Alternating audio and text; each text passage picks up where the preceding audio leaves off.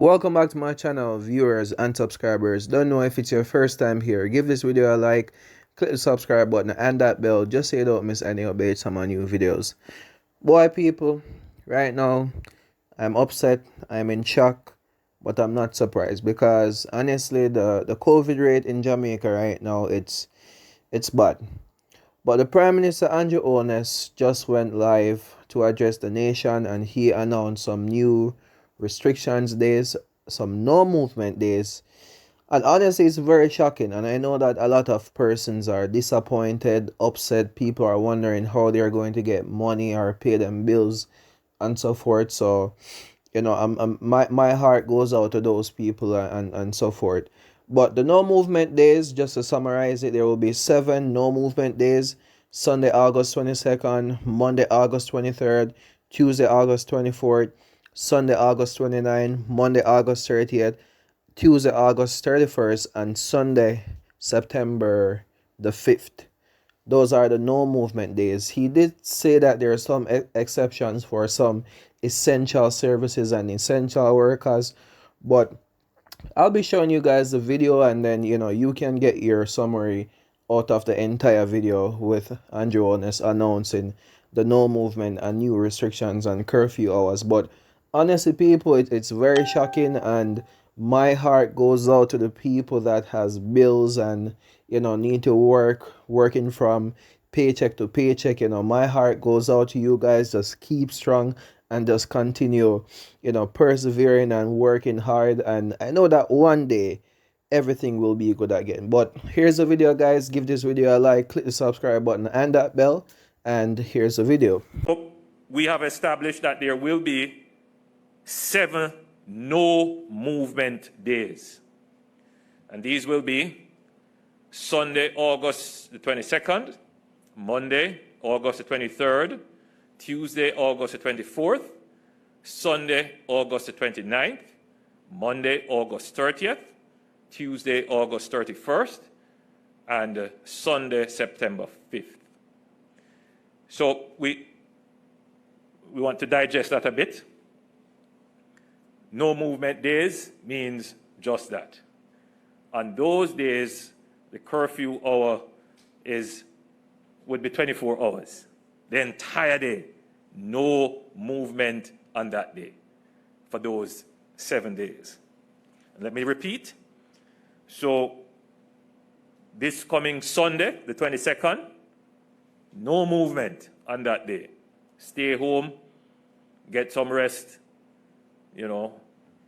spend it with your family, call up your family members in the country, overseas, do some work around your yard. If you find something to occupy your time at home. Worship online. On Monday, August the 23rd, no movement day. Tuesday, August 24th, no movement day. PS is not a holiday. No movement on that day. But it doesn't mean that you should not be working from home. So we are expecting you, as many of you who can work from home, to continue to be productive, to do your work at home. Then the following Sunday, August the 29th, that's a no movement day. The following Monday, after that Sunday, no movement day, and that would be August 30th. And then Tuesday, August the 31st, that's another no movement day. And then Sunday, the 5th of September, no movement day. The objective is that we are giving the Ministry of Health two periods of no movement that will effectively break the transmission of the virus. Now, this is what we hope will happen. But if people decide that they're not going to follow the advice and direction of the government and decide that they're going to go about their business. And all of this would be in vain. Worst of all, it would be in vain for those who follow the orders, because they would have made the sacrifice for it only to be destroyed by those who don't follow. So this works if everyone cooperates. And I'm appealing for everyone to make these no movement days a success. But we know our Jamaican family. We know that there are some people who don't care and who say it don't affect them. So, very selfishly, they will be going about their own business. For them, the police will be on the road, and they have been given clear instructions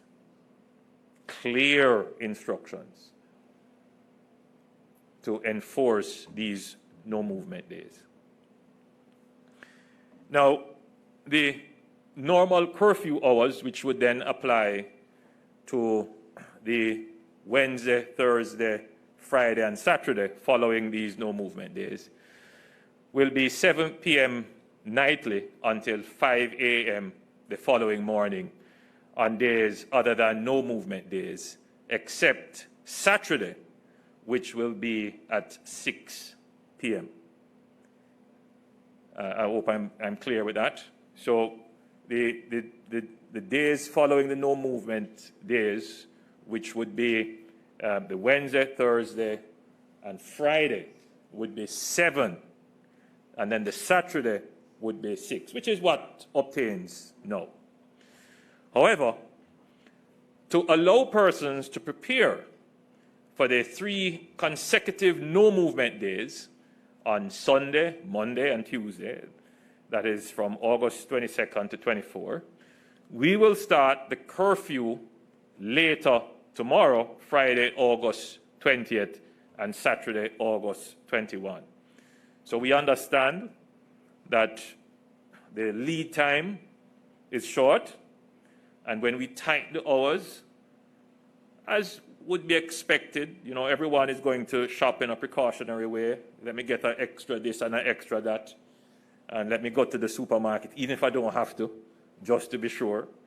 And so you will have some congestion on the road as everybody tries to get home or try to get the last-minute supplies. So we have considered that, and we have extended, but just for this Friday and Saturday, we have extended the hours to allow persons to be able to stock up for the no movement days.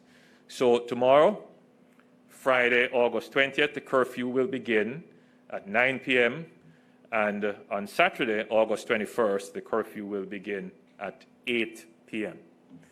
So to be clear, what this means, on Saturday, August 21st, the curfew will begin at 8 p.m. and continue through the rest of Saturday, the entire day on Sunday, Monday, and Tuesday, and end at 5 a.m. on Wednesday, August 25th.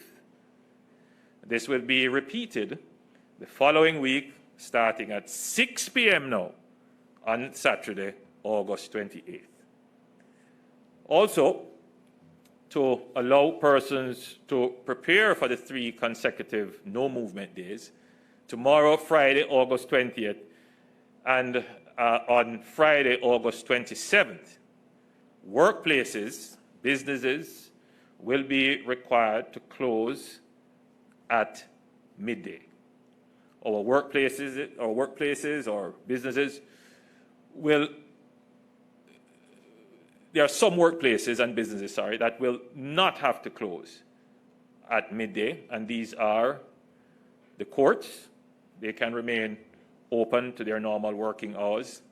Establishments providing the following services: security services, financial services, our banks and other such services, transportation services, obviously health services, including pharmacies, optical and dental establishments, the National Water Commission, the JPS, oil refining, loading, distribution, and retail of petroleum, our gas stations and so forth. They will remain to their normal opening hours within, of course, for gas stations within the curfew hours. Public works and sanitation, firefighting, civil aviation, telecommunications, and obviously food. Supermarkets and wholesale stores and corner shops, they can remain open until the curfew hour. The loading and unloading of ships, storage and delivery of goods and docks, wharves, warehouses, etc., those are critical to the continuation of the supply chain. And those critical to the operations of the government, including the TAJ, for those who don't know, the tax authority, the Jamaica Customs, PICA, the Jamaica Printing Services, etc. Obviously, funeral homes would remain open, farm stores, and the BPO sector. Now, despite the extended curfew hours, we want the vaccination program. This is very important. Despite the no movement days and the extended curfews, we want the vaccination program to continue. Certain vaccination sites will remain open during curfew hours and on no movement days.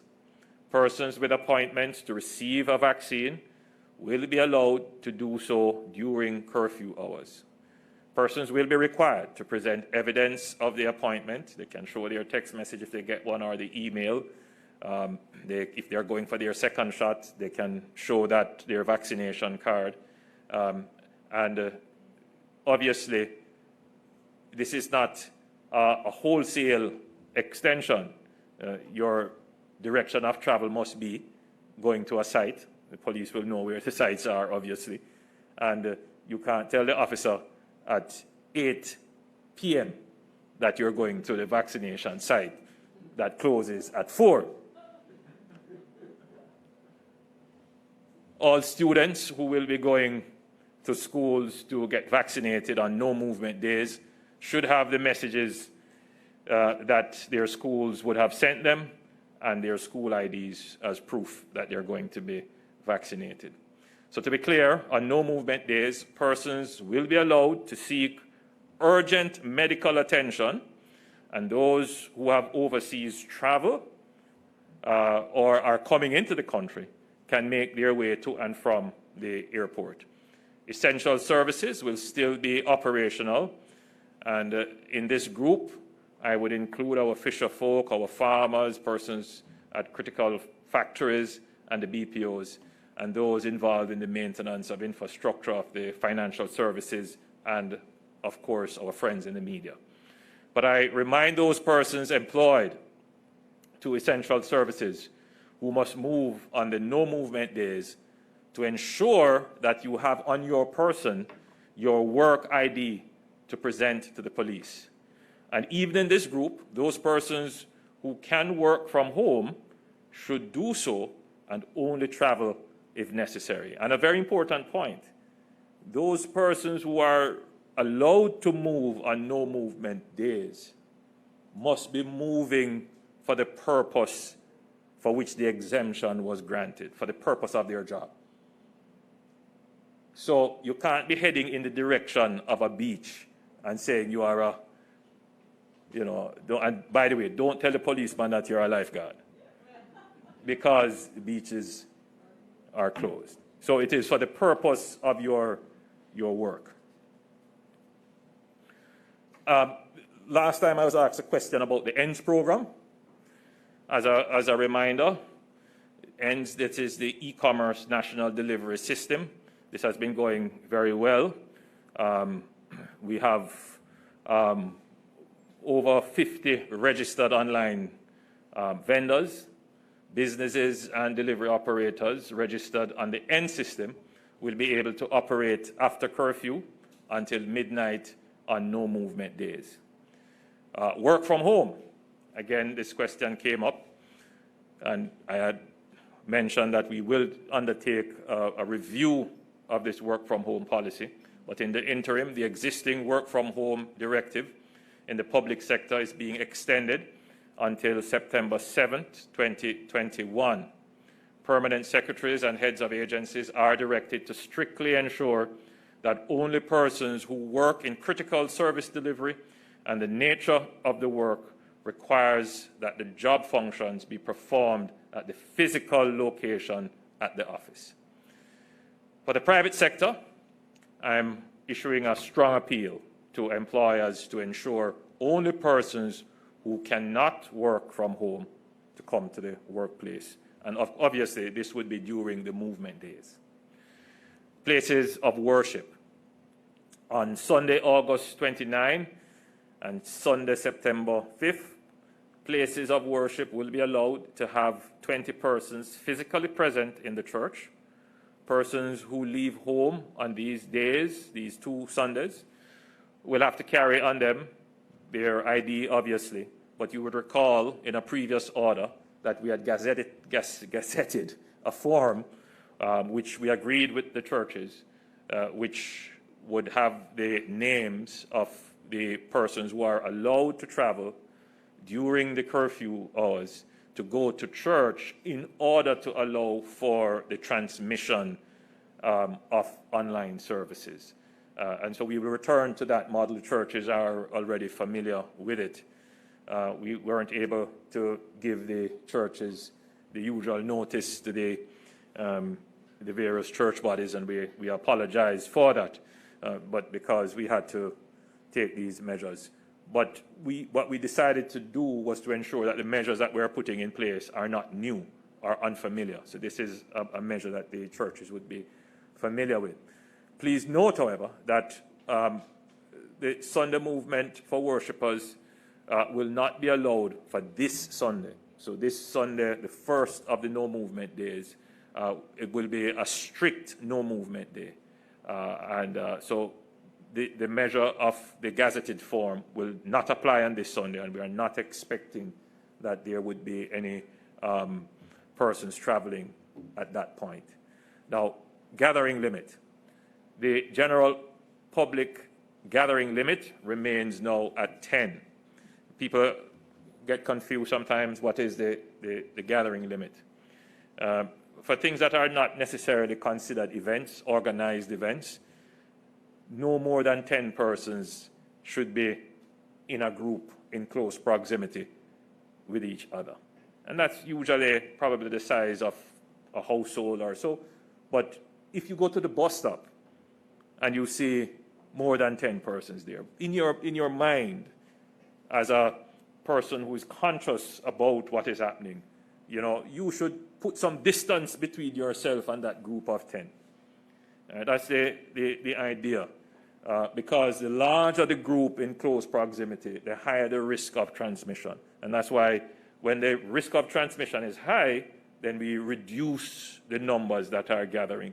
This is a very useful guide for you as a citizen, that in addition to wearing your mask, in addition to maintaining your 6 feet apart, and in addition to sanitizing your hands, also pay attention to the number of persons gathered. Obviously, if you're going onto a bus, there might be more persons on the bus.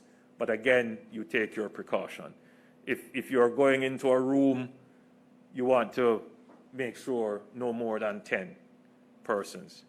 And that's the gathering rule. And it is very limited now because the transmission rate is high. For places of worship, no more than 20 persons, as we have said, should be within the place of worship. Of course, no crusades, conferences, and conventions, etc., will be permitted. No more than 20 persons will be permitted to physically attend a wedding. Again, I apologize to all those who would have made plans. Some persons have said thank you, though.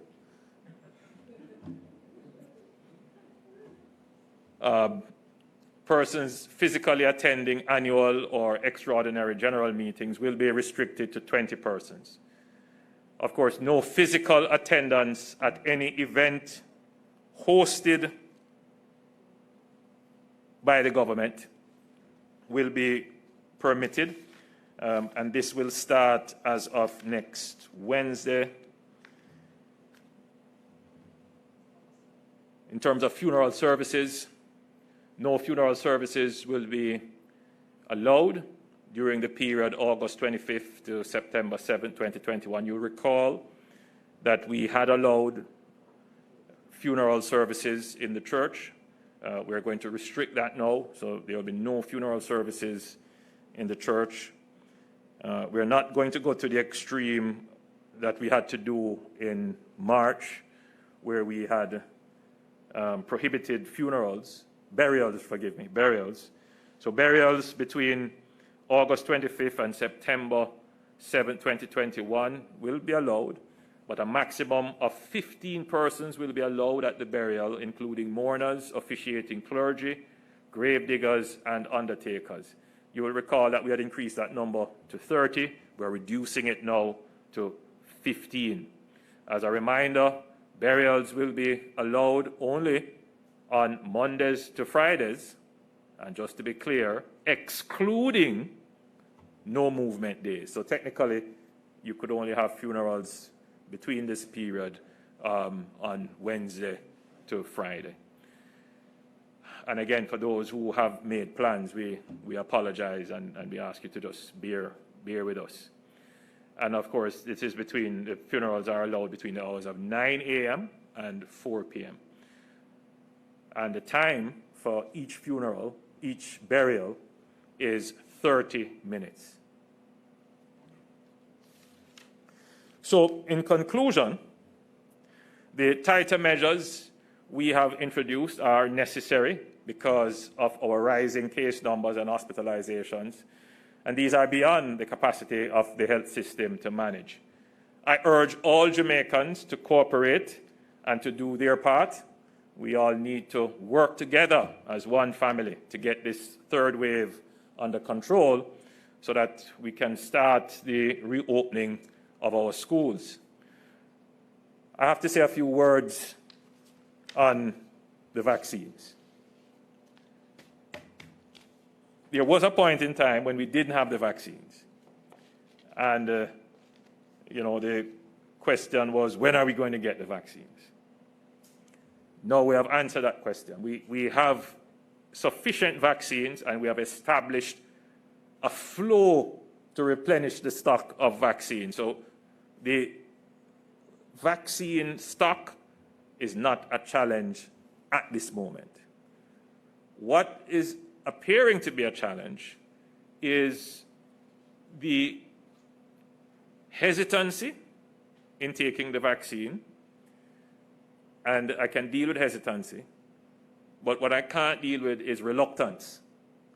So you have an element of the population that is hesitant. They are in two minds.